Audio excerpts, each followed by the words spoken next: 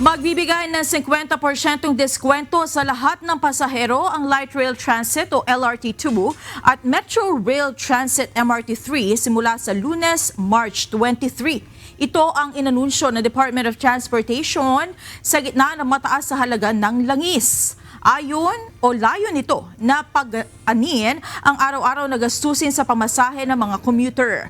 Ayon kay Transportation Secretary Giovanni Lopez, mahihikayat nito ang publiko na sumakay ng tren sa halip na magdala ng sarili sasakyan at kumonsumo ng petrolyo. Samantala, mananatiling epektibo ang 50% discount para sa white beep card holders gaya ng senior citizens, persons with disability o PWD at mga estudyante.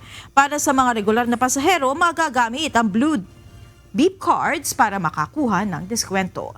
Samantala, wala pang desisyon ng LRT Line 1 Management kaugnay ng pagbibigay ng kaparehong discounted fare.